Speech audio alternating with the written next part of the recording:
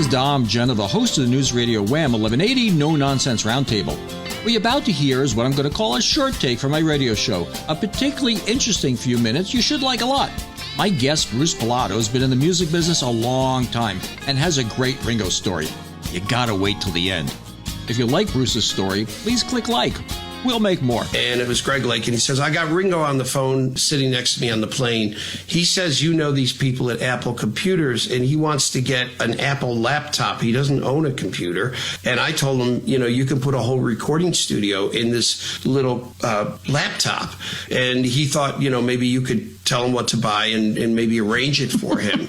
So he says, let me put him on. So he puts him on and he goes, hello, Bruce. And he goes, I want to get one of these Apple computers. And I said, okay.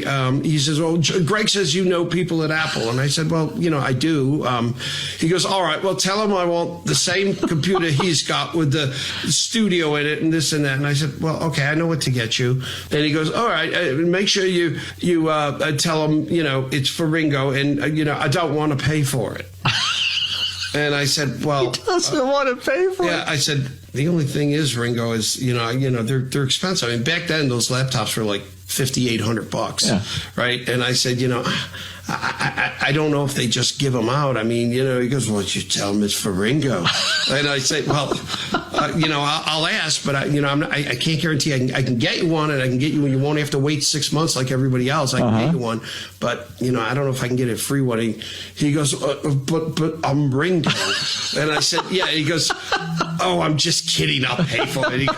He goes, oh, he got you. Yeah, he got me. He got you. He goes, send it to my lawyer, Bruce Pilato, blah, blah, blah, and this and that. And so anyways, I get a check. I paid for it on my credit card. I got him the computer. I get a check. And it's from Richard Starkey Productions, and it's signed by Ringo. And it was for the computer, which was like $6,000. And I said to my wife, I said, I don't want to cash this check. You know? Right, because it's signed, signed by Ringo. Yeah. Well, what's interesting is he's signed to Richard Starkey, which is his real name. Oh, really? Yeah. And she goes, it's $6,000. You're cashing the check.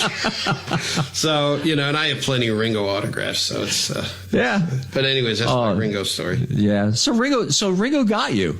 So that tells you Ringo, heck of a sense of humor, right? I mean, he had a great sense of the Beatles. You know, I would have done the tour for free because just to hear the Beatles. You know, I'm sitting there eating breakfast with him, and he's a vegetarian. He's eating whole grain cereal, and he goes, "Well, the day we did Day Tripper, I remember that day." And it's like, are you kidding me?